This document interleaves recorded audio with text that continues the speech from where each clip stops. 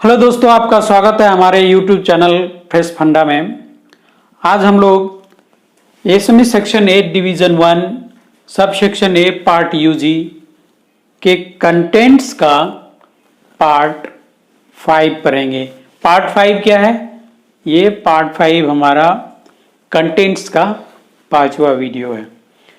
तो एक मतलब क्लास 5 5th क्लास है, तो आज इसके बारे में ही आज हम लोग डिटेल से बात करेंगे। तो इस पार्ट 5 में हम आपको बताएंगे फर्स्ट फैब्रिकेशन।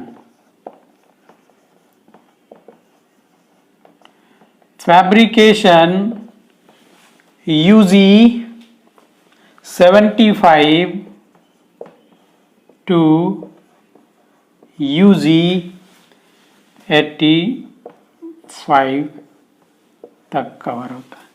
ये फैब्रिकेशन जो है ये इम्पोर्टेंट पार्ट है हमारे सारे इस एसएमई सेक्शन 8 का।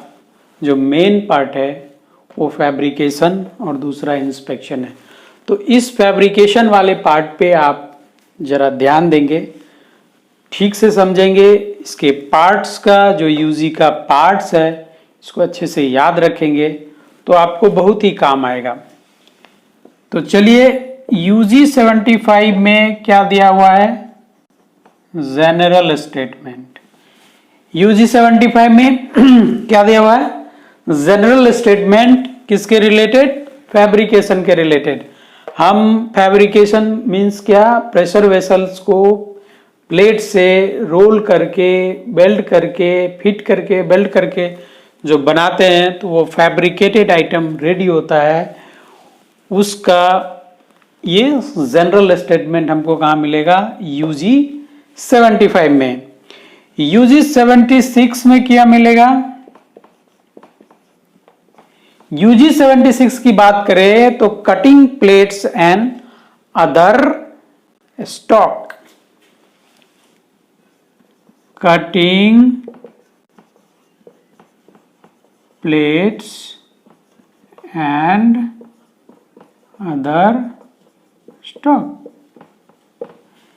देखिए, कटिंग करना है, कटिंग प्लेट्स। अब प्लेट्स को कैसे काटना है उसके भी कुछ प्रोसीजर होंगे, उसके भी कुछ लिमिटेशंस होंगे। उसमें क्या चीज़ इस्तेमाल होगा, कैसे काटना होगा, कितना कर्व होगा, ये सारे हमको यूजी 76 में मिलेंगे। यूजी 76 को रेफर करेंगे तो कटिंग किसको करना है? प्लेट्स को, उसके बारे में हमें पता चलेगा। यूजी 77 की बात करें, देखिए मार्किंग करने के बाद कटिंग होता है, कटिंग करने के बाद फिटअप होता है, वो जो बेवेलिंग होता है, फिर बेवेलिंग होने के बाद फिटअप होता है। यूजी 77 में हमको मिलेगा मटेरियल आइडेंटिफिकेशन। मटेरियल आइडेंटिफिकेशन ये बहुत ही अच्छा चीज है। सी यूजी 85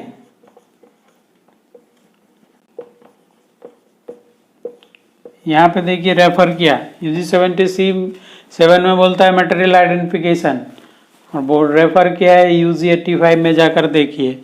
तो मटेरियल आइडेंटिफिकेशन से आप क्या समझते हैं? इसको मैं डिटेल में बाद में बताऊंगा, लेकिन मैं छोटा सा एक डेमो दे देता हूँ, एग्जाम्पल दे देता हूँ। मटेरियल आइडेंटिफिकेशन मीन्स कि मटेरियल, जैसे आपका आइडेंटिफिकेशन क्या हुआ? आपका नाम हुआ, आपका एड्रेस हुआ, आपके पिताजी का नाम हुआ, ये आपका आइडेंटिफिकेशन है। उससे आपका गांव क्या, कहाँ है, ये सबसे आपको समझा जाता है कि ये आप हैं।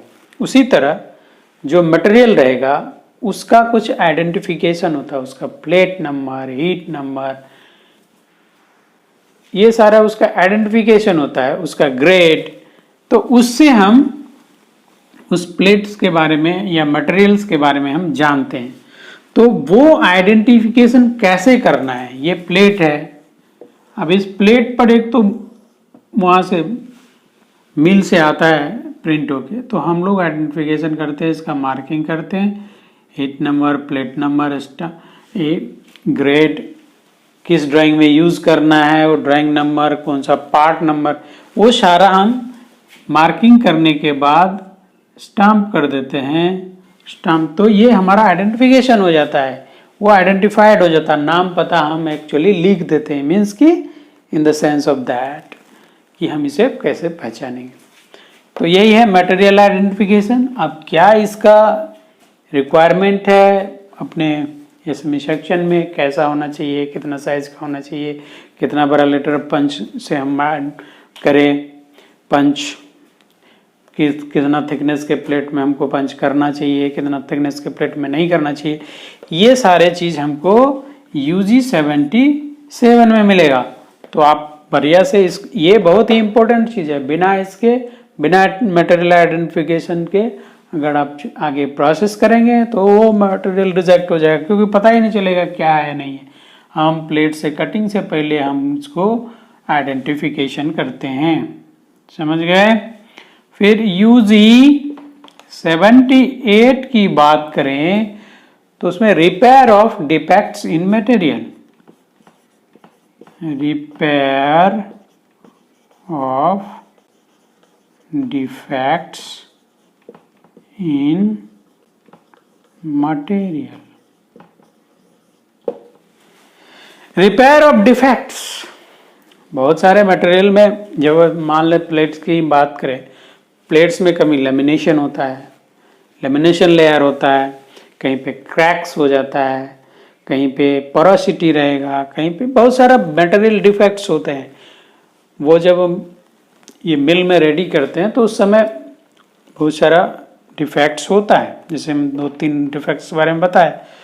तो अब हम उस मटेरियल के डिफेक्ट को कैसे रिपेयर करेंगे, उस रिपेयर का प्रोसीजर हमको कहाँ मिलेगा, UG 78 में। UG 78 में जाएंगे और रिपेयर के बारे में देखेंगे कि क्या मटेरियल यूज करना चाहिए, कौन सा इलेक्ट्रोड यूज करना चाहिए, कैसा क्या, वो सारा चीज हमको UG 78 में मिलेगा। तो आप बड़ा ध्यान से देखेंगे, रिपेयर की बात आएगा तो UG 78 में जाएंगे। ए समी section 8 division 1 subsection A part UG के 78 में जाएंगे रिपेयर के बारे में देखने के लिए। UG अब समझ गए आपकी, UG 78 में क्या देखेंगे, रिपेयर देखेंगे। अब UG 79 में क्या देखेंगे, forming of pressure part, forming of pressure part.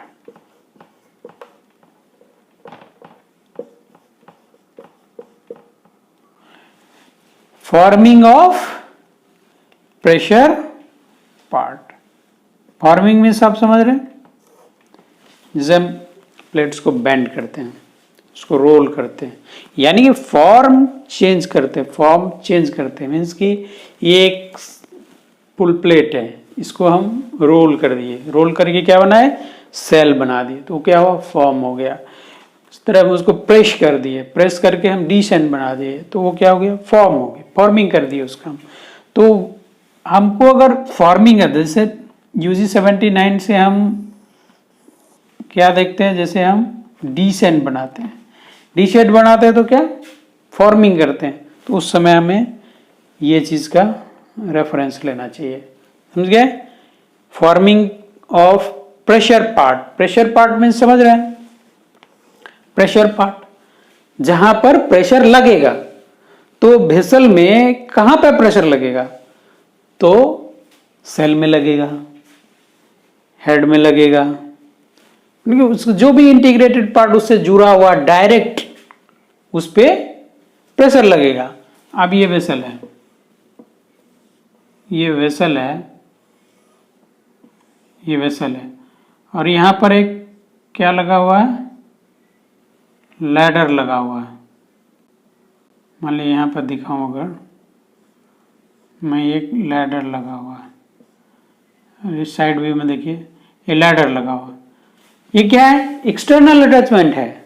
तो क्या आप बता सकते हैं कि इस पर प्रेशर लगेगा, क्योंकि अगर कोई भी चीज़ को इसको एक नोजल लगा हुआ है, इस नोजल पे हम कोई एक्सटर्नल लाइन लगाए और यहाँ से हम प्रेशर दे रहे हैं तो क्या होगा, इसके अंदर में जाएगा। आप जानते हैं कि बाय हुक्स लॉ की सब जगह पे प्रेशर लगेगा, कुल प्रेशर लगेगा, लेकिन ये जो लैडर है इस लैडर पर लगेगा प्रेशर? जरा सोचकर बताइए। लैडर पर प्रेशर नहीं लगेगा। क्यों नहीं लगेगा? क्योंकि ये प्रेशर पार्ट नहीं है, ये एक्सटर्नल अटैचमेंट है। तो डायरेक्ट जो ये सेल है, इस सेल के इस सेल पर पार्ट पर प्रेशर लगेगा, इस डिस्क के पार्ट पर प्रेशर लगेगा जो डायरेक्ट कांटेक्ट में है इनसाइड से, और उसके बाद जो एक्सटर्नल अटैचमेंट है उस पर प्रेशर, तो उसको बोलते हैं नॉन प्रेशर पार्ट। और यहाँ पर हमारा ये प्रेशर पार्ट। तो हमारा प्रेशर पार्ट में क्या हो गया? डी साइड हो गया, सेल हो गया, नोजल्स हो गया, ये नोजल्स हो गया, तो वहां पर हमारा प्रेशर लगेगा। जब हम उन प्रेशर पार्ट के फॉर्मिंग के बारे में जानेंगे तो हमको कहाँ जाना पड़ेगा? यूजी 79 में। याद रखिएगा, यूजी 79 में हम कहाँ जाएंगे? Forming of pressure part. समझ गए? यूजी 80 की अगर बात करें, यूजी 80 की अगर हम बात करते हैं तो permissible out of roundness of cylinder, permissible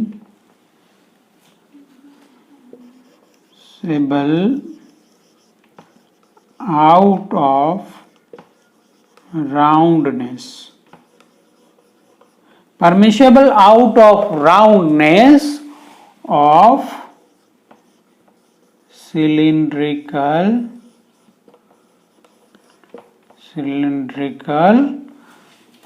parts, cylindrical and spherical cell, cylindrical and spherical cell।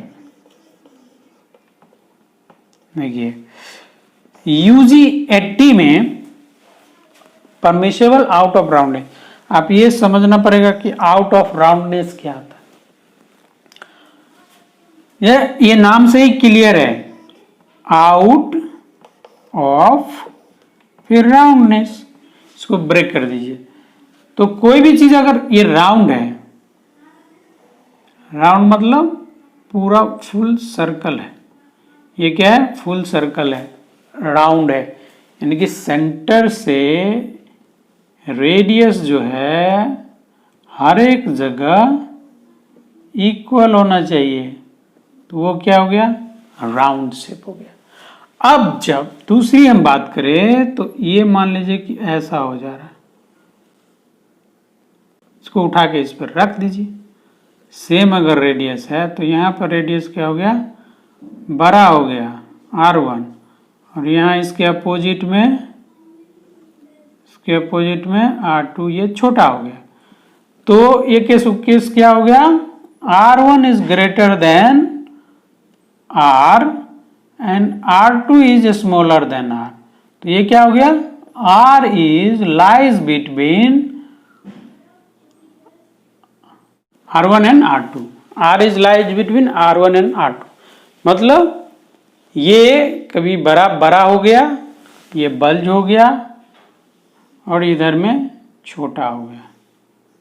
ठीक है, तो ये आउट ऑफ राउंडनेस हो गया। ये पूरा सर्कुलर शेल नहीं, सर्कुलर नहीं है।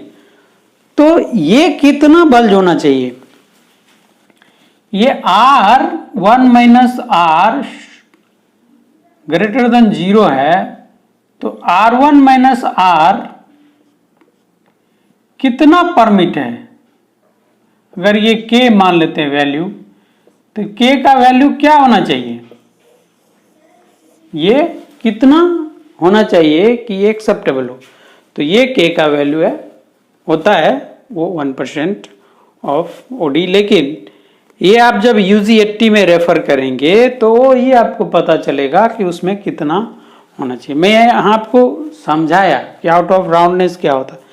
तो ये एक चीज लाइन लगी रही, परमिसेबल, कितना परमिट है। आप रोल कर रहे हैं, रोल करने के समय ये कितना टेढ़ा, वैसे तो रोल करेंगे तो 100% तो सर्कुलर शेल नहीं आएगा, थोड़ा बहुत ओडी में फर्क रहेगा, तो उसको हम मेजर करते हैं। आपको जब डिटेल में बात करेंगे तो इसके बारे में बताएंगे कि कैसे आप मेजर करेंगे, क्योंकि सेल के बीच में सेंटर तो फाइंड नहीं करेंगे, उसको कैसे मेजर करना है, क्या करना है। अब यूजीएटी में क्या रूल्स रेगुलेशंस होंगे उसके बारे में बताएं। मैंने ये समझाया कि आउट ऑफ रैंडमनेस क्या होता है। अब ये मैं बताया सिलेंडर के बारे में। उसी तरह स्फेरिकल, स्फेयर का एक सेक्शन अगर काटेंगे, एक प्लेन में बात करेंगे, स्फेयर एक 3 डायमेंशनल चीज है। एक बॉल देखे होंगे, बॉल देखें, बॉल क्या है, एक स्फेयर है, वो एक 3 डायमेंशनल फिगर है। उसको मैं चिपका दूं, बॉल को एक चिपका दूं तो एक प्लेन में आ जाएगा बॉल, तो एक सर्कल हो जाएगा। तो वही है, सेम सर्कुलर है, उसका हर एक डायरेक्शन में एक सर्कल है, हर एक डायरेक्शन में एक सर्कल है, वो मिलकर स्फेयर हो गया। एक सर्कल की हम बात किए तो उसी तरह स्फेयर की भी बात करेंगे, उसके भी चारों तरफ सेम रेडियस होंगे, सेम रेडियस होंगे। जेड डायरेक्शन में एक्स, वाई और जेड, एक्स वाई जेड तीनों तरफ रहेंगे। तो यही बात है। तो हमारा कितना परसेंटेज परमिशिबल है वो हम कहाँ देखेंगे, यूजी80 में। बहुत ही इंपॉर्टेंट है। यूजी75 में जनरल, यूजी76 में कटिंग ऑफ प्लेट्स, यूजी77 में मटेरियल आइडेंटिफिकेशन, यूजी78 में रिपेयर ऑफ डिफेक्ट्स, यूजी79 में forming of pressure vessel part, pressure part, यूजी80 में परमिशन आउट ऑफ राउंडनेस। तो यूजी81 में अगर हम देखेंगे, यूजी81 में क्या दिया हुआ है, tolerance for formed head, tolerance for formed head, tolerance for form head, important चीज है। ये जो हम फॉर्म्ड हेड करते हैं, फॉर्मिंग यूजी75 में कैसे फॉर्मिंग होगा, कितना होगा, लेकिन इसमें टॉलरेंस क्या होगा। जब आप फॉर्म करेंगे तो कोई भी चीज 100% करेक्ट तो होगा नहीं, ये आप भी जानते हैं। जब 100% कोई चीज करेक्ट नहीं होता है तो उसके लिए कुछ एक लिमिट होता है, टॉलरेंस होता है। कि मान लेते हैं कि 700 अगर ओडी है तो हम 700 प्लस 1 या -1 यानी कि 699 और 701, 700 नहीं होके कहीं पे डायमेंशन 699 हो गया और कहीं पे 701 हो गया, तो क्या ये सही है, क्या एक्सेप्टेबल है फॉर्मेट में? तो yes, it's depends on the UG81। UG81 के में क्या स्टेटमेंट है उस पर यह डिपेंड करता है। तो आप समझ रहे, ये हम टॉलरेंस के लिए एग्जांपल दिया, मैंने ये नहीं बताया कि ये फॉर्म हेड में ये एप्लीकेबल है। वो अगर आपको जानना है कि फॉर्म हेड में क्या एप्लीकेबल है, तो टॉलरेंस कितना एप्लीकेबल है, कितना एक्सेप्टेबल है, तो वो UG81 में जाकर आप देखिए। UG81 में हमने देखा कि UG81 में टॉलरेंस फॉर फॉर्म्ड हेड्स के बारे में जाना। अब हम देखते हैं UG82 में logs and fitting attachment. UG82 में क्या है, logs and fitting attachments.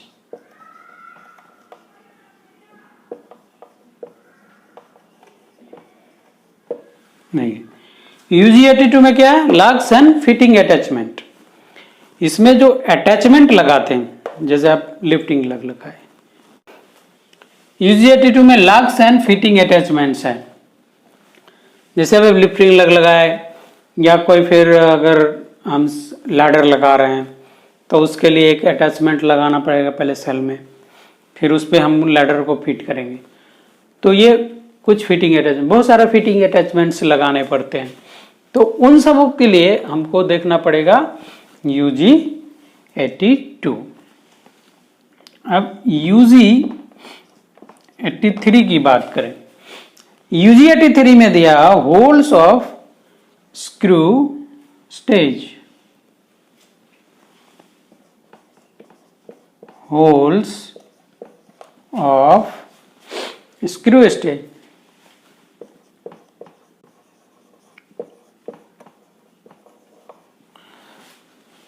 Holes के बारे में, अब कितना होल्स का करना है, होल्स में क्या कैसा स्क्रू करना है, तो सब के बारे में हमको जानने के लिए हमको जाना पड़ेगा UG 83 में। UG 84, UG 84 में क्या है? 4P impact test, 4P impact test. UG 84 में क्या है? 4P impact test. अब टेस्ट पीस को हम लोग ब्रोक करते हैं उसको टेस्ट करने के लिए, तो उसमें हम 4P के बारे में, हमारा एक टेस्टिंग प्रोसीजर है, उससे हम वेल्ड स्ट्रेंथ को टेस्ट करते हैं। तो वो 4P टेस्ट के बारे में अगर जानेंगे आप तो UG 84 में जाना पड़ेगा। UG 85 में क्या दिया हुआ है? UG 85 में है heat treatment, heat treatments, heat treatments के लिए आपको UG 85 में क्या हीट ट्रीटमेंट क्या है? जो हम वेल्डिंग करते हैं, वेल्डिंग में कुछ स्ट्रेस रह जाता है, जैसे रेसिडुअल स्ट्रेस रह जाता है, तो उस रेसिडुअल स्ट्रेस को रिलीज करने के लिए हम लोग वेसल को पूरा हीट कर देते हैं, गर्म कर देते हैं, और गर्म होने के बाद उसका जो रेसिडुअल स्ट्रेस रहता है जो वेल्डिंग के, वो सारे रिमूव हो जाते हैं। तो बहुत सारे प्रोसेस होते हैं हीट ट्रीटमेंट के, नॉर्मलाइजिंग, एनिलिंग,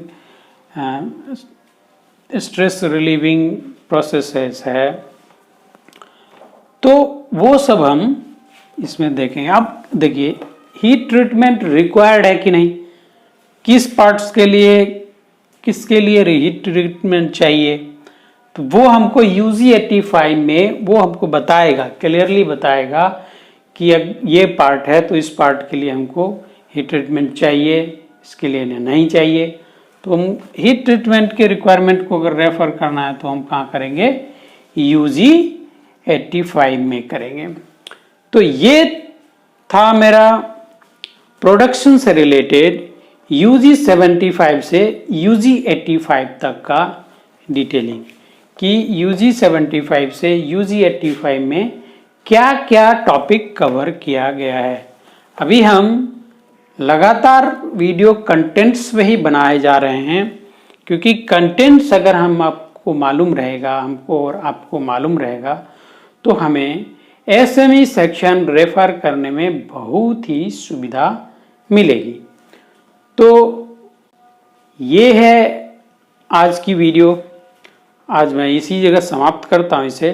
फिर अगले चैप्टर में हम देखेंगे कि इंस्पेक्शन के क्या क्या रिक्वायरमेंट्स हैं, inspection and test UG 92 UG 103, उसके डिटेल्स के बारे में हम बात करेंगे। तो thank you for watching my video, my channel fresh फंडा। आप इसे सब्सक्राइब करना और बेल आइकन को प्रेस करना ना भूलें, क्योंकि अगर इसे आप सब्सक्राइब करेंगे और बेल आइकन को प्रेस करेंगे तो मेरे द्वारा डाले गए वीडियो आपको इमीडिएट मिलेगा और आपको कंटिन्यूअली इसके बारे में इंफॉर्मेशन मिलेगा। तो थैंक यू।